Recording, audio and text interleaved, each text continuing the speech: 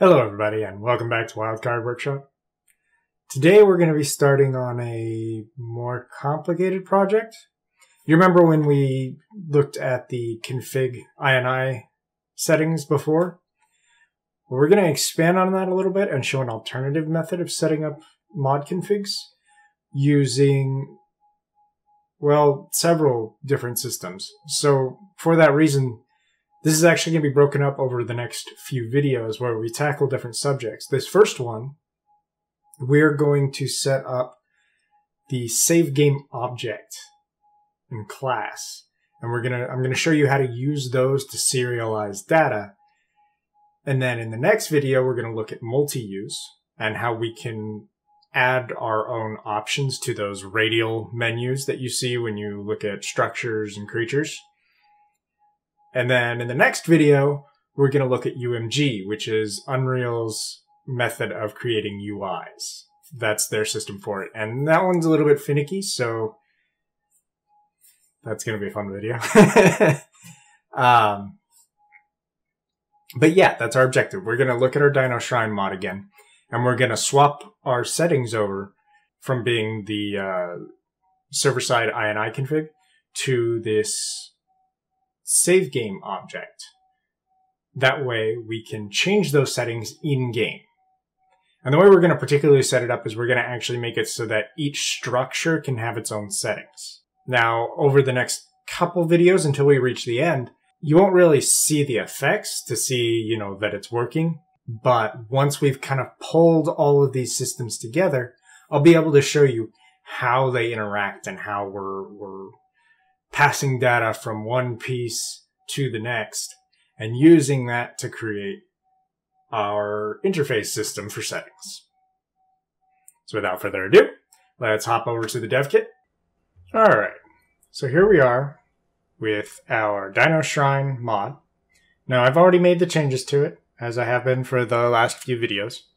I think this keeps the flow a lot better as we do these tutorials. You can find these files attached to the video down below. Feel free to download them and follow along if you like. We might still make some changes to them. So to get started, so the first thing I did was all of our logic for the config, for the INI configs, I disconnected all of it. We don't need it anymore.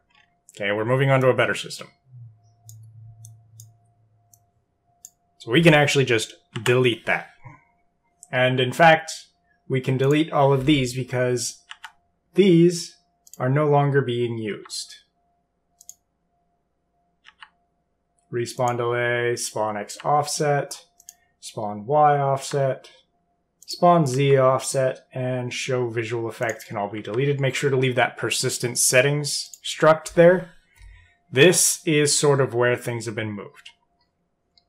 After I disconnected all of that, I created a new struct. Now a struct, if we haven't covered this before, I don't think we have, it is a container of just values and types. So to create a struct, in your content browser, just right-click, go to Blueprints, and then Structure. Okay? Now, they're slightly different from C++ structs in that effectively in C++ a struct is a class, so on and so forth. But in UE4, they are actually functionally different. In a struct, you cannot create any functions. There's no logic in a struct. It's just a container for data. So I've created a number of variables within the struct, members, set their types, but I haven't set any values to them.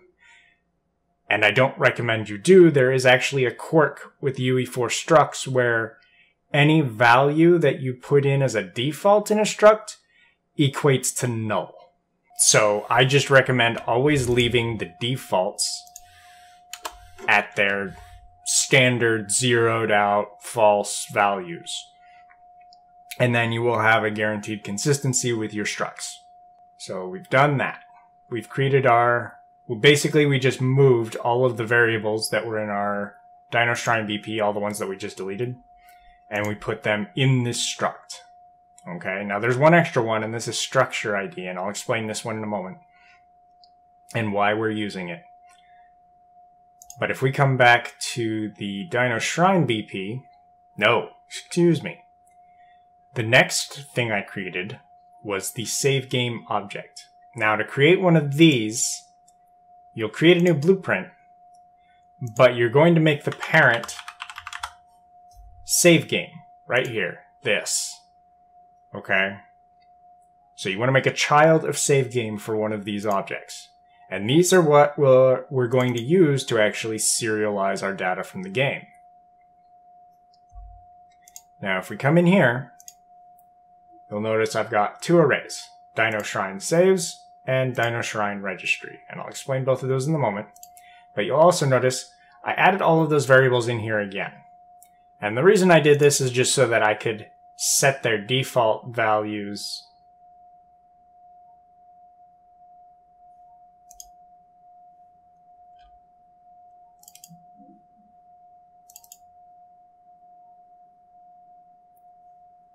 in here, but for some reason they have gone away. Maybe I forgot to save after I made that change. Whoops. Okay, so hold on. Let me fix this really quick. Okay, so yeah, I think I just forgot to save after I made those changes to the original files. I fixed them now, so the files that you receive won't have that problem. So you'll notice that here in the defaults of our save game class, our Dinoshrine save class, I have copied all of the original data from the Dinoshrine that we had previously. Now, the reason I did this is because when we create a new entry into the savings for a particular structure, we can just copy from these. Now, these will get serialized out to the save game file, and we're probably not going to do anything with that, but you could potentially make it so that the defaults could actually be changed as a setting themselves during runtime, and then any future structures would take from those defaults. So the way that we did this, the way this works, is you just create variables. You don't have to change any of these flags, and they will get serialized out during the process when we call the save game to whatever function on it.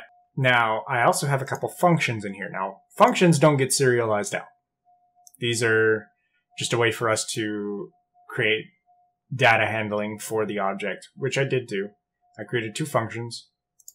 Create new shrine data, which basically just creates a new entry into the array, and get shrine data, which will find an entry in the array for a given structure.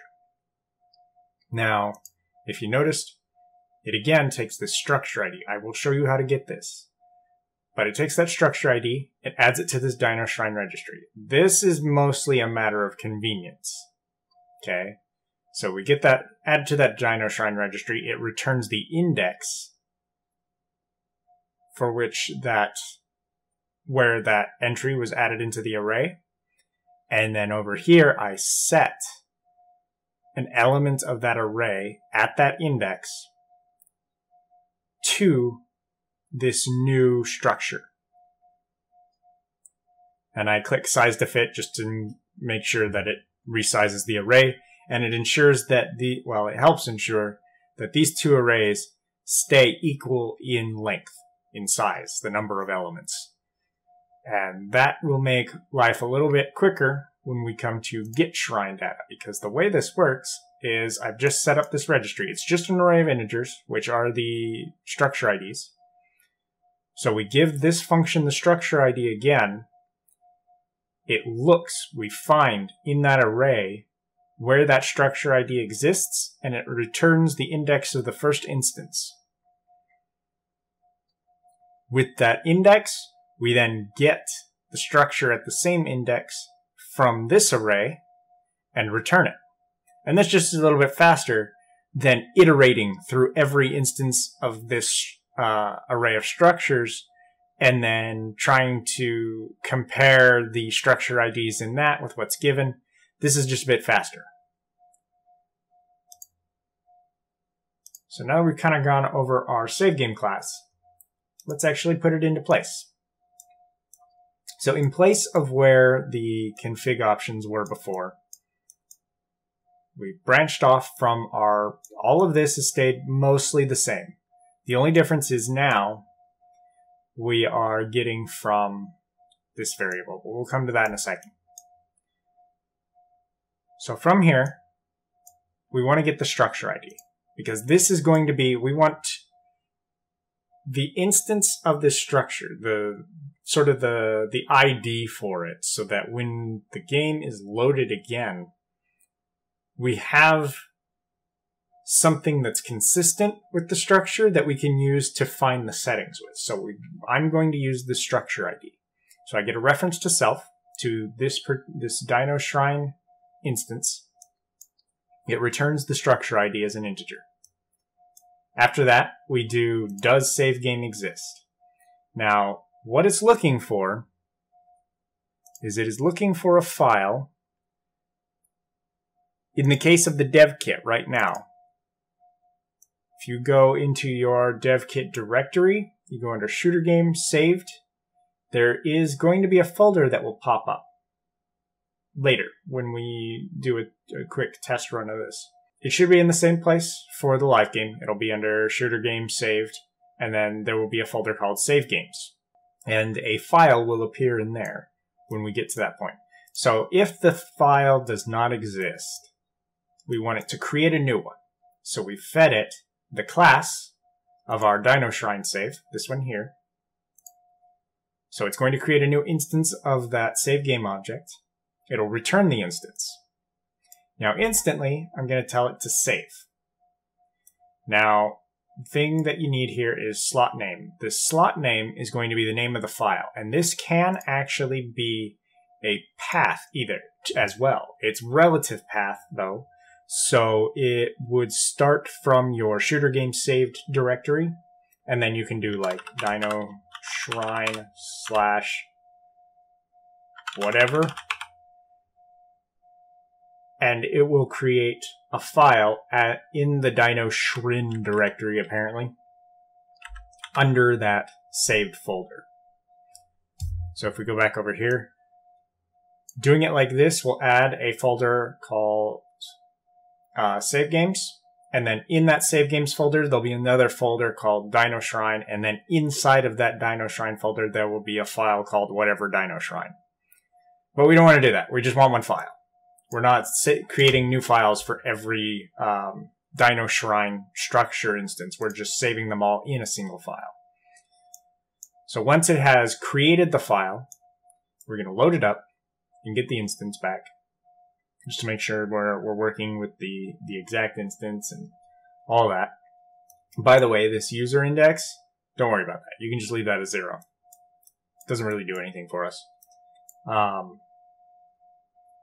So we load the game from slot. It'll load all of the data from that file and return it as a save game object reference. We will cast it to our Dino Shrine save class. And from there, and this looks a little bit messy, I know. It got a little bit windy.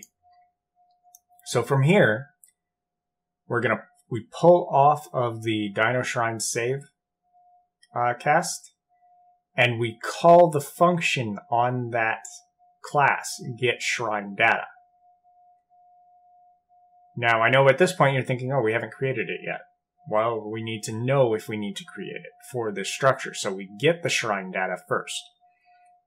Now we just do a single comparison on that. If the struct that it returns does not have a matching structure ID in it, then we know it didn't actually return shrine data for this structure. So in that case, we'll pop down here to this, where we're pulling off of this cast node again and calling create new shrine data. And then we are once again feeding it the structure ID. It'll create a new one. It'll add it to the array in the Dino Shrine save. and then we will call save game to slot on that class reference again for the Dino Shrine save. Doing this will save all of the changes we have made to that object out to the file. After that, I loop it back and just kind of start the process again, get shrine data. When it returns a valid instance, this comparator will return a value of true. We come up here, and then we save the value returned into this persistence setting variable over here. So that is how we have created the save file, and then we have added data to it and pulled it out. So now, this should be up to date with what's in our file. Now you'll notice we haven't set up any logic for changing the values yet, and that's because we haven't actually set up an interface for the user to change them. So we'll go over that in the next video. And we'll kind of expand on this save game a little bit further while we also look at the multi-use system so that we can create those controls for the player. Now down here, I just replaced all of our old variables that I deleted earlier with a get of this struct, and then we pull off and we go break Dino Shrine. That's what gives us this window here. Now it'll show up like that, but if you hit this little arrow, it expands it, and it'll show you all the pins for the entire struct.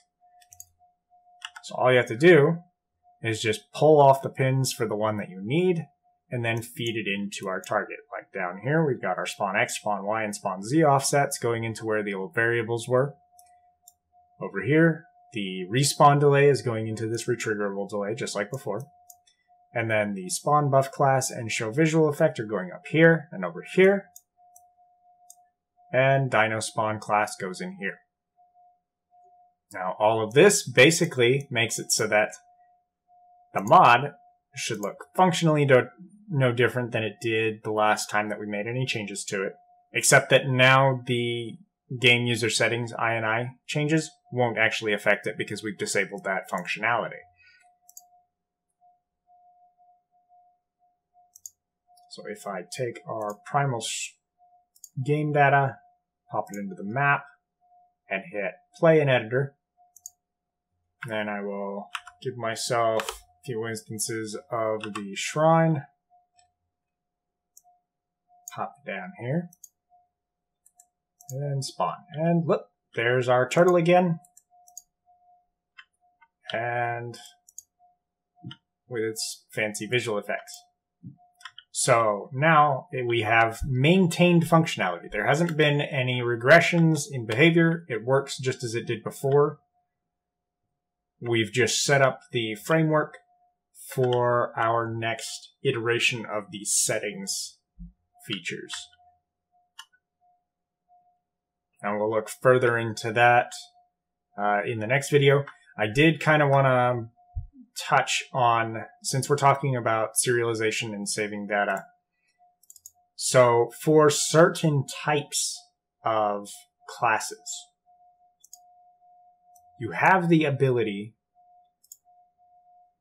to get them to save, to be persistent across reloads of the world. Now this does not work for all of them. If it doesn't work for any object classes, only actors as far as I'm aware. But if you come down here to save game, and you were to tick that on, this variable would get serialized with the structure during the world save. Now this works with primal structures, works with primal dinos. It does not work with primal items though. Primal items have a special way of doing that, and we will cover that in its own video. But just know that this does not work with everything. This has to be set up by the engine's archiving system so that it knows, oh, for these structures, we're going to serialize these variables as well. So it doesn't work on all of them. But for primal structures, primal dinos, primal characters, that variable will allow you, or that flag on a variable will allow that variable to be serialized out and loaded up with the last value that it had the next time the game loads. So in those instances, using something like our save game system might not be necessary. In the instances of, say, items, though, or your own custom classes, this kind of thing would be necessary. Or, well, your own custom classes that don't inherit from a base type that has it enabled already. But if you were to just like create a child of actor, those wouldn't work. You'd have to use something like this to save out any data that you wanted to. But yeah, that's all we're gonna do on it for today.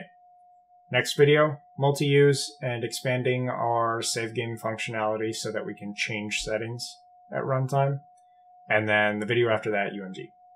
Now you'll notice I didn't really show you the effects of all of that, or, show us really testing that it was working. And that's because it's only part of the system. Until we've set up a means of actually setting and loading the data that we're saving in a way that can be viewed by the player, it's difficult to test without just putting in a bunch of print strings, which you can do. By all means, take those files that I've included with this video, throw some print strings in there, test out values, try out some different things that make it change the settings. If that helps you understand better, go right for it. But once we've set up some of these other parts of the systems, we'll be able to test more and more, and we'll be able to go back to this system and make any changes if necessary. And that's kind of the way it works, is you'll kind of plan out one piece, start hooking up more, test, hook up more, test.